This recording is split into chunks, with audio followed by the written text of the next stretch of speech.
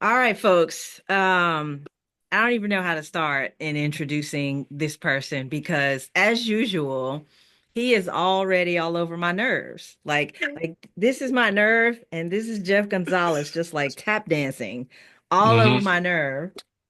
But I suppose that's his newfound calling in life because he seems to get such a kick out of it. But I anyway, don't know why everybody else doesn't. And I think I just don't understand other people's, where people's joy level is. My joy level is right there, doing a two-step, just that's so back sad. and forth.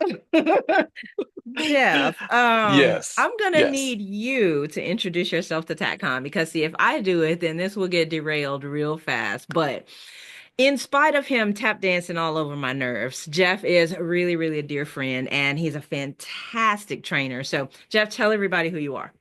All right. So, Jeff Gonzalez, um, founder and CEO of Trident Concepts. We're a nationally recognized training company, been in business now 20 plus years. I think it's 20. This year is going to be 22. Crazy. I know it's insane to think of it that way. My background comes from Naval Special Warfare. Spent the better half of my adult life there, the East Coast, West Coast, operators instructor. I left the Navy, started doing basically the same job for a different agency. And in that time span, we stood up Trident Concepts and kind of made a philosophical shift between going down range and trying to kill bad guys or training more people to kill more bad guys. And that kind of was the transition for me because I mean I kind of cut my teeth there in the GWAT, the early part of the GWAT stuff, and so when we came back, we started doing a lot of government work, and it just made more sense to do that. That was a good time, and we've adopted or adapted and evolved over the years, and so one of the things that I particularly pride myself on is being able to flex with whatever's happening, and both Mhm. from a business point of view as well as the tactical strategic point of view. So. Yeah. And that kind of brings us up to where we are right now, with one exception. There's one thing I do need to add. Oh, okay. How do I phrase this? Happy birthday to you. Happy birthday to you. Happy birthday, dear Tiffany. Happy birthday to you. Well, aren't you sweet? Thank you very much. Thank You're very, you. very I welcome. will put Of your course. check in the mail. I appreciate that. Finally, dang it. That's, Oh, whew, one more I had to work year hard for that down the one. drain. It is what it Uh-huh. is. Live to fight another day, right? That's all you can do. My Um, motto. well, thank you. I appreciate that. What You're a welcome. perfect segue I know, into right? your classes. Not really, but we're gonna pretend like it is. Oh, well, I'm All sure right, somebody so will get a birthday you've got surprise. some a really diverse array of classes that you're offering. Three separate classes, two hmm of which are repeating. So let's start with strong hand only for EDC. This is fantastic. I think this is our only one hand work class this year, but Oh, good. I think so. Maybe I'm missing something. Okay. Don't take that to the bank, but I think it might be. Tell us what to expect in strong hand only EDC. So it's a great, basically one of the, when you think about essential skills for any type of situation, and the thing I always try to get across to people is what we're doing essentially is we're training for an unknown, unknowable event. Bottom line, we can do the very best we can to review statistics and data and watch videos and all that other jazz, but in the end, you're not going to know what type of gunfight you're going to be in. So we have identified essential skills, and one of those essential skills is being able to fight with one hand. And it was something that I started way back in the Navy. I had two teammates that both lost an extremity apiece, and the command was gracious enough to allow us to go out and train with them. And so at that time, I was shooting competitively, seriously. I mean, every weekend I was in town, I was out shooting matches. And one of the things you can count on one of the stages was a one-handed stage of some sort. And so, I trained up to try to do that better. So I thought that we were going to have an easy day with this transition. Completely opposite. It was a lot more difficult, a lot more challenging, a lot more frustrating than I was expected because these were guys that literally only had one hand. Yeah. That's it. So it was very insightful. After that, I left the East Coast, went to the West Coast, kind of forgot about it. And then when I left the Navy and we started working outside the Navy, we got approached by a large department that had a canine unit, and they wanted us to work specifically with them with the canines, the canine officers, not the canines, but the canine Mhm. officers, as far as how they're going to manage and handle their canine and use deadly force at the same time, Mhm. which meant basically they were going to be shooting with one hand. The irony is that that started because we originally were working with the shields, the guys that ran the bunkers, with how to shoot with one hand behind a shield. And one of the shield guys transitioned over to the canine unit, so that's kind of how we started working. And I loved working with the canine units. That was a fantastic, very eye-opening experience. We got a lot of really cool stuff. And we'd seen a lot of the canines back from the Navy side of the house, but it was a completely different environment in this case. So that was a lot of fun. All that to flash forward to the EDC stuff. And what I try to tell people is that most likely you're either going to be shielding somebody, protecting somebody, carrying somebody, holding something, pushing someone, holding someone off you. There's a very high probability that there's a one-handed response in play. But most of the problems that I see with EDC in this day and age is that everybody relies on a two-hand draw. Mhm. The Mhm. assumption being that they will have access to that second hand. So in all of our concealed carry, all of our EDC classes, it is a default setting that your strong hand only draw is the go-to, is the primary. So we're gonna slay some demons, slay some cows, I'm sure, because that's gonna piss people off. Like, well, we're gonna only allow you to draw with one hand. You got to clear your cover garment. So those that are going to come with a cover garment, they will find it very challenging and probably frustrating. But there's a secret to this. There's a process, if you will, to get through that. And I think we've managed to really hone that in over the last several years, actually probably decades, because in every one of our classes, there is a one-handed module of some sort. Like even Yeah. at the basic level, it's an introduction. Intermediate, you get more challenging. At the advanced level, it's assumed that you have this down really well. So, we have 2 hours to work with people. We're going to kind of cover some of the stuff very, quick and fast and furious, but I feel like it's going to give everybody at least some thought, some things to think about, and maybe go back to the drawing board as far as their EDC mentality and what they should be doing. That's what Um, I I, think is probably going to be one of the most oh, valuable parts of this absolutely. because you already answered one of the follow-up questions that I was going to have, which is, well, what do you say to the person who's like, well, I don't plan on being an amputee, or I'm just not going to get shot whenever I get. It's And great. there's I think so that's many more applications than that. People are so very narrow-minded when it comes to one-handed without a shooting. doubt. We And have this, and so I will say this really quick. We get that question a lot. Like, well, I'm going to, draw with two hands. I'm going to be able to do that. And I'm like, all right, I think that's noble of you to think that, but just consider for the worst case scenario, because that's the other thing that most people try to do is they're training, or their mentality is that they are training for the best outcome. yeah. They're not preparing for the worst case. And that's the difference. What we're doing with a gun, concealed carry EDC, is we are preparing for the worst case, right? That's the bottom line. Well, So and we are going worst case.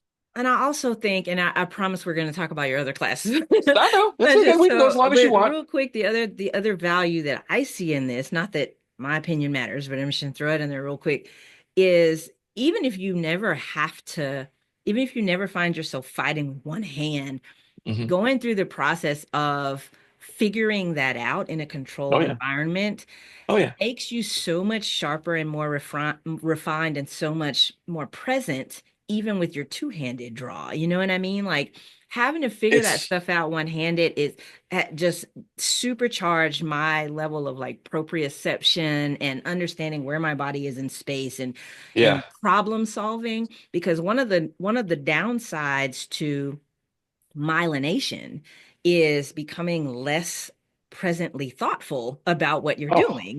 yeah. And so we have to balance all of that. And I think classes like this are really just fantastic. So I love that you're delving into this. And I hope lots Yes. of folks will come. You have two opportunities to take that class. It is repeating. Yeah. But wait, there's more. There's more. Because as if Jeff had not already pissed enough people off, as he said, screw it, I'm going to keep going and piss some more people off with a class called Fanny Packs for EDC, which Hmm. is you just poking the bear with that one. Tell us about that.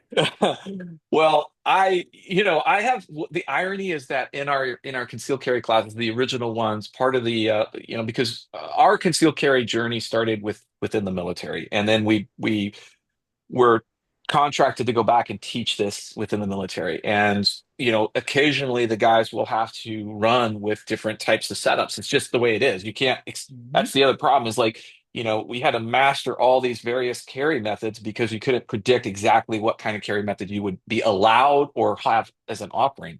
Mhm. And so, running in a fanny pack was a very popular one because it was easy, it was simple, and particularly in some of the parts of the world that they would travel to, it was a little bit more accepted, to having like a sling bag or a fanny pack and whatnot. So that was kind of like the birth of it, if you will.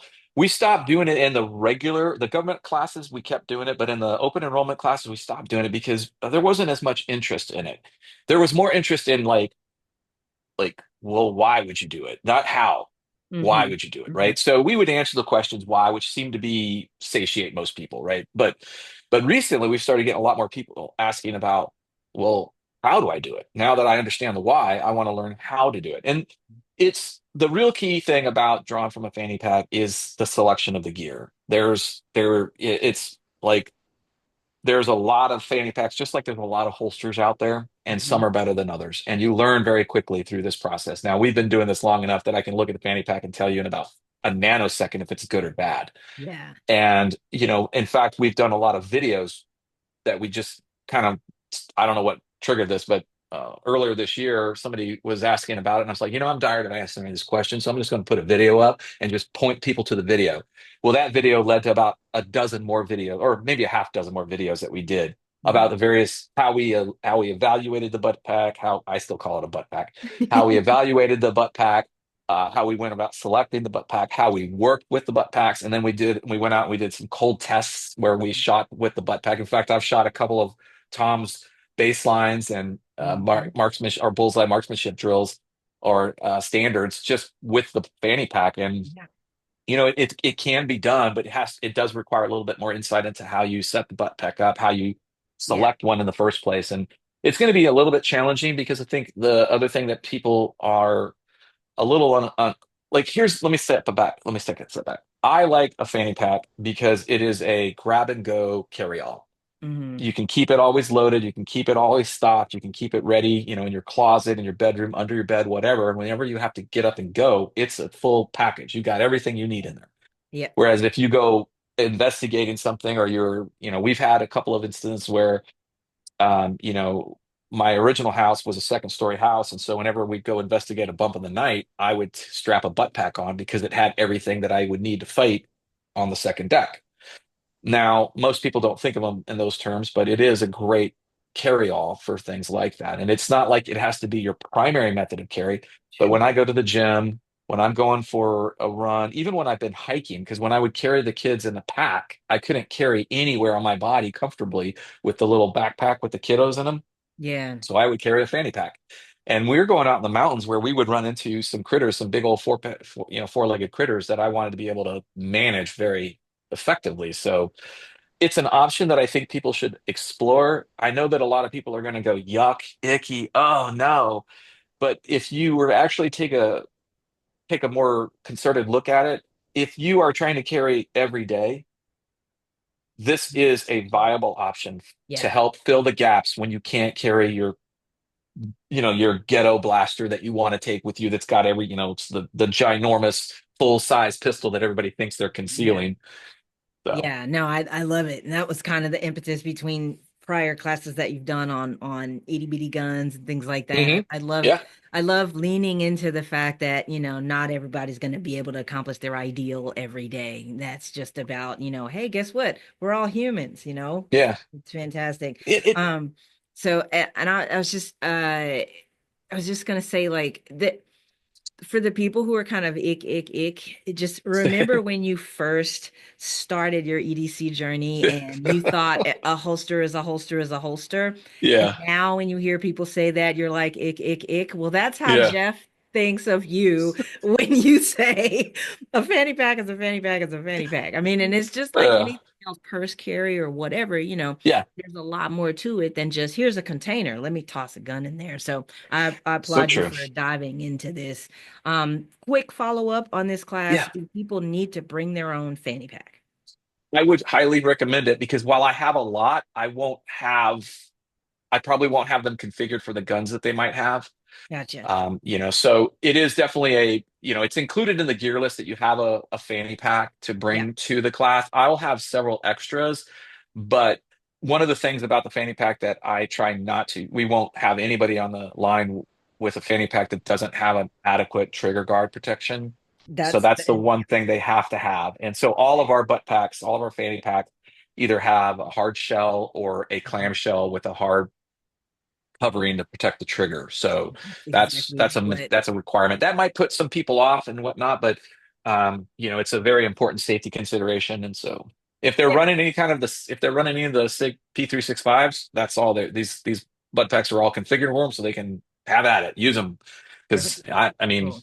that's I'm what I'll just bring them checking for. on that because I know that there is that you're you've got your opinions on gear and whatnot, Yeah, and I know if just make yeah, sure that folks, if you're not sure, read yeah, the equipment list. If you have a question, post it in the Facebook group. I would yeah. tell you to email Jeff, but Jeff's really busy on another project right now, so maybe not. But Maybe not. Yeah, definitely reach out if you have any questions, and we yeah. can try and clear everything up before you get to TACCON. Okay, so What can I last. say one more thing about Oh that? yeah, One more thing? yeah. Go Yes. ahead. And I would say don't be reluctant to bring a fanny pack, even if you don't think it's going to work out. Just bring it because we'll go part of the process is to go through the class and talk about good and bad with each of Hmm. the products that were brought. So, it's not to put anybody on the spot, it's just to share because we'll have such a diverse collection of Yeah, various types of I may have some of them, but there might be some weird ones out there that I haven't seen before that people will bring. So my one recommendation is if you're thinking about coming to class and you have a fanny pack but you're not sure it's going to work, bring it anyhow. perfect. Fantastic. Love it. Yeah. Thank you for that. Okay, and now last but not least, your Yes. Sunday afternoon class is shooting performance under duress. Under Mm, duress. Okay. mm. So, This oh, year is going to be a year. This is going to be like the year to piss everybody off. Not just a small segment, but come on in everybody. and let Jeff Gonzales put you under duress and then expect you to hit the target. All right. No, I'm just kidding. Tell Yeah. everybody what this one's all about. Sounds really interesting. So, there's a couple of objectives that we're trying to achieve here. One is an awareness of your actual skill level under duress. And we're going to use a physical model to kind of create that duress. So you'll be in there doing, for those that are, aware are knowledgeable, a kettlebell swing. So we'll use a heart rate monitor and a kettlebell to create a stasis moment where this is where you need to perform. And when your heart rate is in this zone, that's when you will be actually executing the courses of fire and will keep you in that zone throughout the course of fire through the kettlebells. So the idea is to kind of put you in that situation to find out what's gonna, I tell people this all the time. Look, the reality is that I don't know how you're physiologically going to react to the stress of a gunfight. Nobody really does. There's some really good insight. There's some great experience, wisdom that comes from this. I can tell you, for me, there's weird things that happen, kind of like, this recollection of like these superpowers of some sort, things were moving so much faster or slower or all this other crazy stuff that you hear. And really, one of the key things that I want to try to get across to people is number one, this is the type of environment that you have the choice to try to stay calm. So even when you're in a duress state or under stress, there is a choice that you can make to stay calm. And if you can make that choice to stay calm, you have a far better chance. You increase your survivability. That's the Mhm. bottom line. You'll increase your survivability. So part of that is to give people a little exposure to that. Many people will probably do okay. Some people will do really well, and some people will probably be surprised and how in their head they thought, "Oh, wow, I'm really ready for this. I'm prepared." But we add just one variable like that, and increased heart rate, increased respiratory rate have this crazy thing that they do to the body, obviously, that either will help or hurt you. And if you're exposed to it early on, I believe it helps you. I believe you can actually harness that and use it to your advantage. Yeah. I'm very lucky in the sense that, my background, again, coming from the Navy side, it is a foregone conclusion that you are going to be under duress a lot. And the more, this is one of the other things that I get across to people, the more physically fit you are, the better you handle that stress. It's Mhm. so that's the reason why our selection. That's the reason why our training. That's the reason why many special operations organizations do the same thing because we know through battlefield experience that the fitter you are, the higher your survivability rate.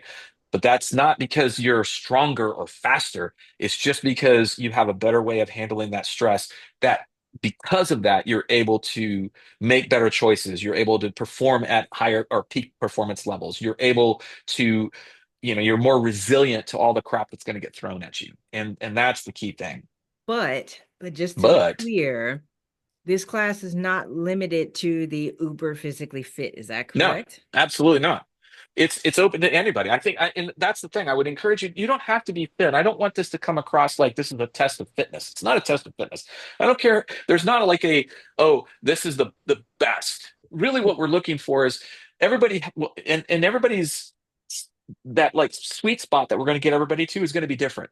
Yours will be different from mine, but it doesn't matter. It's relevant. It's your peak level of performance, that small, narrow window that we're looking for.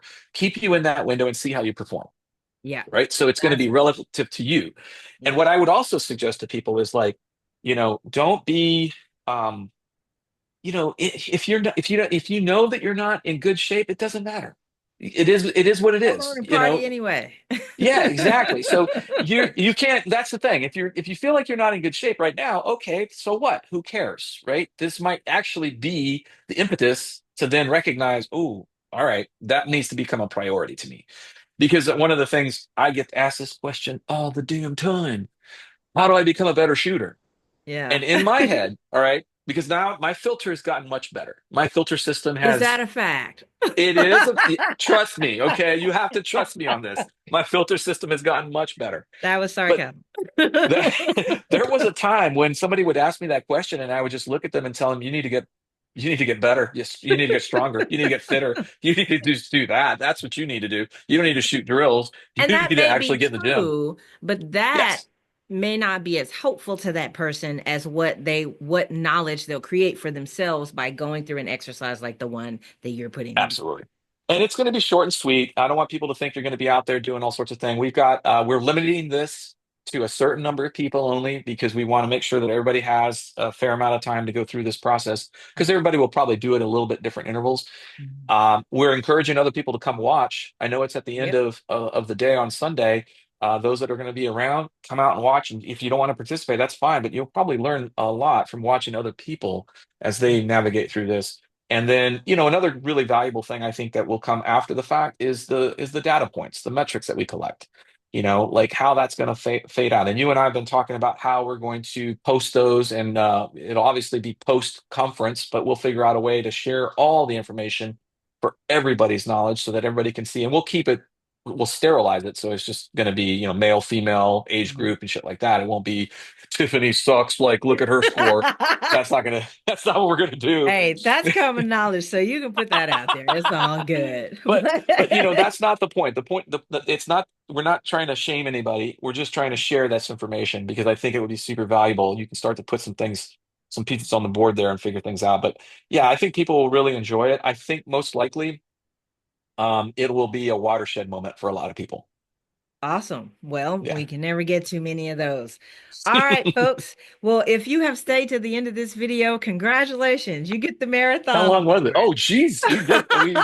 We went for a I while. apologize. Who's This in went a charge of little bit this? longer, but number one, Jeff and I need to catch up. We always get chatty together. That's Number true. two, Jeff is like a super contributor and he's teaching like 8 billion classes. And number three, Jeff took the time to sing me happy birthday. So, Damn straight I did. so with Damn all straight. of that, and plus I kept asking follow-up questions. So I apologize. Don't worry. Of But but we got a lot of good info. And thank you so much, Jeff, for doing this and for bringing course. all of your talents and skills to TACCon to share with all of our attendees. We love you, and we will see you in Dallas, where I will continue to tell you how much your hair looks like Superman. Yeah, I don't know why it doesn't. But I believe you because you say it Not every the year. But not the current Superman, but the old oh, Superman back gotcha. in the Yeah, day yeah, where it yeah. was like super shiny and you don't have the little forehead curl going on right now. But every now No, and then, folks, if you catch Jeff about 2/3 of the way through his training day, he'll have the right there, just like Christopher Reeve, and it's pretty I awesome. love it. I take that as a huge compliment because I It love is. Christopher Reeve. Yeah, it's Yeah, it is. You're absolutely a right. compliment. You're right. I appreciate that. All All right. right. At Well, this it point, was people good are catching saying, up with "Shut up, you. Tiff." So maybe I should do No, not at all. No, that. I'm like, is it really? I'm like, okay, maybe, but Time you flies know, when I you're have having seen a few fun. pictures where I know what you're talking about, but It is absolutely a compliment. All right, oh, my thank you. friend. I'll see you Yes, in Dallas. Thanks so yes, much. ma'am. Adios.